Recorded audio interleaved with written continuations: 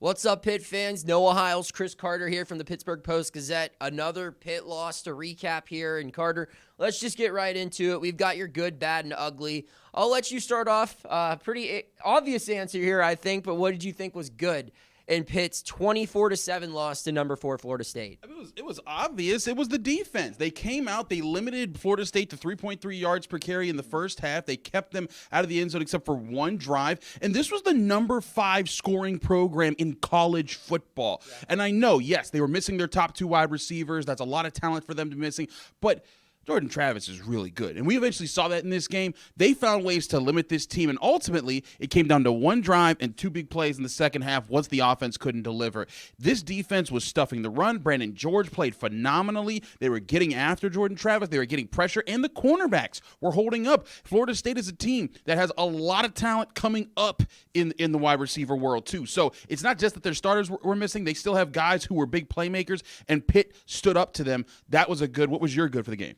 Yeah, my good would be the deep ball. It wasn't always executed, but man, was it there. And that is for all the flaws you can point out about Christian Veilleux's games. Yeah. And I'm not going to write a guy off who, in his first 4 starts, played 3 teams ranked inside the top 15 in the country. Mm-hmm. You know, I'm not going to judge his numbers entirely based on that. But the deep ball has been effective for this team. Pitt got a huge play from Konate Mumfield, obviously. Didn't end up working out in the long run as he was stripped and fumbled at the 1-yard line. But that was a wide open play, and that throw was made, something that we didn't necessarily see in previous games with previous quarterbacks on those deep balls. Bub Means was involved in the deep ball. Dejon Reynolds had a big catch, and there were other opportunities there.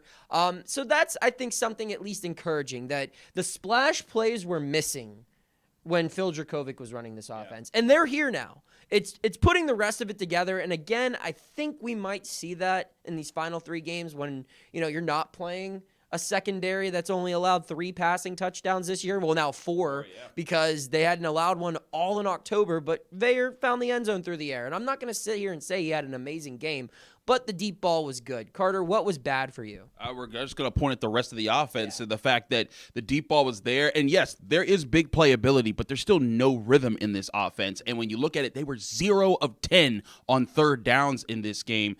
That is abysmal. You can't win a football game like that. And it's also made worse when your defense comes out and is playing out of its mind against the number 4 team in the country, the number 5 offense in the country, and is getting you all these stops, turnovers on downs, fumble recoveries, and you can't give them anything on offense. The Bub Mean touchdown was great. And the Konate Mumfield play, we'll get into how the officials played into that. It was a fumble, and he needed to protect the football. That's the bottom line. When you're about to go into the end zone, don't fumble the ball. But on top of that, you need continuity on offense. You need more than just the big play to hit. You need to be able to string together, hey, we're finding easy pass plays, easy yards through the air. The ground game looked like it was starting to get going. Rodney Hammond looked like he was getting going on the ground, but by the time that was happening, it didn't matter because the game was getting out of hand, and they needed to start throwing the ball again. Offense, still a major issue for the Panthers. I completely agree, and I actually had something else written down, but I'm just going to say, to build off of your bad, when the defense looks bad this season, and, you know, you can spare a couple of times, but I think a lot of the defense's bad moments this whole year is a product of the offense's inability to move the football. It's short fields, it's 3 and outs, it's turnovers, and I think most importantly, like we saw in the first half today, like we saw in the first half last week, it's the inability to even capitalize on opportunities created by the defense. It's not like they're not only not making the most of what they create, they're not making the most of what the defense creates, Carter. Last week against Notre Dame, they turned the ball, or they forced 2 turnovers and then a turnover on downs to start this game. This week, a fumble at midfield on the first series.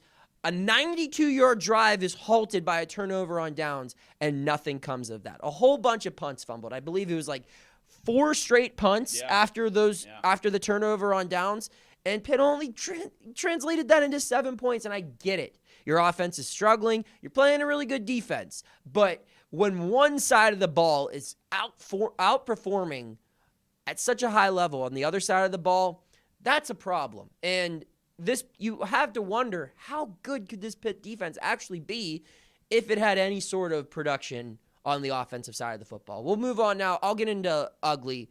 Ugly is penalties. And there's two ways we're going to talk about this. I'll start off with, the less controversial one, and it's the reality of this Pitt team continues to commit way too many penalties. I get it. Some of these penalties, which we are going to discuss, probably shouldn't have been called. However, there were plenty that were called that deserved to be called. There were back-to-back, or in the one series, a running back committed 2 false starts in one series. There have been so many penalties by this offensive line this year. And then the defense, for all the credit we just gave it, committed a huge pass interference call on 3rd down deep in their own territory that ended in a touchdown drive. Yeah. So I believe that was the score that put them ahead by 2 and ultimately pretty much ended the game right there. So the penalties have to stop. Pat Narduzzi has been asked time and time again what needs to be done to make this a more disciplined football team, but this continues to be a problem, Carter. However, there were a few penalties, one particularly, that probably shouldn't have been called, and that's going to be your ugly, I'm assuming. No, it is. I also want to point out Pitt came into this game with the most penalties and the most yards cost by penalties per game in the ACC this season. This game is just going to keep them right at the top of the conference for that. That is just this is an undisciplined football team. But like you said, there were some calls that were also ugly in this game. And again, this is not excusing Pitt from all its other mistakes. This is not saying, oh, woe is Pitt and all these things. But the Gavin Bartholomew penalty continues to look very confusing because Pitt seemed to be upset that Christian Veilleux took a late hit out of bounds on a 3rd down play, didn't get called for it, and then an official threw a flag, said that Gavin Bartholomew said something. The ACC broadcast circled him, looked for him to say something, to do something. There's still no evidence provided. My partner here, Noah, you talked to Al Riveron, the guy who made the Jesse James call, by the way, for all you Steelers fans out there from years ago. You know what I'm talking about. He told you, I believe, that that's just a judgment call. There's no other further evidence to be provided there. And after the game, Christian Veilleux, using curse words, is like, that's nonsense. Just making that clean for the family there. Pat Narduzzi saying Gavin didn't even say anything to him. If he's mad at someone else must have said something, but I was right there. That was a really tough call because it pushed Pitt out of field goal range in a play where they could have tied the game, and it eventually became a 10-point swing because after that, Florida State drove down the field for a touchdown, and Pitt started making mistake upon mistake. And on top of that is the Konate Mumfield fumble, which, yes, it was a fumble, and even if he touched it while the guy from Florida State who recovered it in the end zone touched it while out of bounds, it still would have been a touchback in Florida State ball. But what the officials definitely missed was the two-handed face mask that preceded the fumble and might have even helped cause the fumble on Konate Mumfield, which should have given the Pitt the ball at the 1-yard line for Florida State with a chance to punch that in, get a touchdown. And who knows if that's called, maybe Pitt goes up 14-0, and we're talking about a different game. But again, Pitt still had, in all those moments, they were still only down 10-7 and had a chance to make another stop and to keep this game alive. They ultimately didn't, and that's the story of this game. Yeah, and just to build upon what you were talking about, Chris, with my one-on-one with Al Riveron, which, yeah, when they put him on the phone, I had no idea this dude worked for the ACC. I was like, wait, that can't be who I think it is. But it was. But in all reality, I should not have been talking to Al Riveron because Al Riveron was not officiating this game. This right here. And in the NFL, you have a pool reporter that has the opportunity to ask about judgment calls. When I asked Al about the missed face mask, when I asked him about the Gavin Bartholomew play, he couldn't comment on that because he said he's not able to comment on judgment calls. Why? Because he didn't make those judgment calls. We need a system where me, anyone over here in the press box, any one of us has an opportunity to ask about those judgment calls because all this results in, and I tweeted about this, is players, calling the officials' decisions bull excrement, or Pat Narduzzi saying something that's going to end up getting himself fined.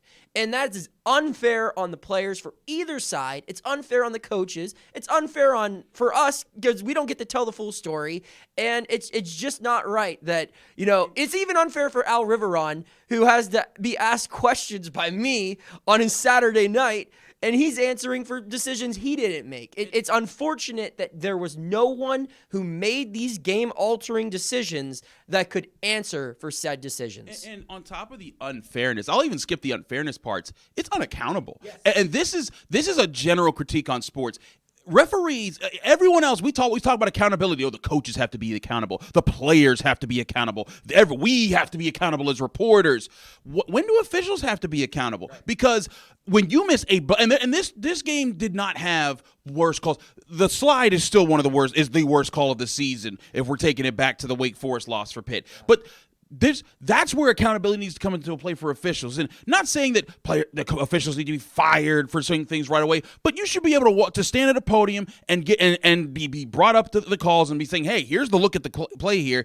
This looked incorrect. What did you get wrong in this play? Or address it in that manner. If that can start to happen, maybe that can help things moving forward. But that's just a general take on officials, and especially in this situation, it's another example of officials need to be held accountable for their mistakes.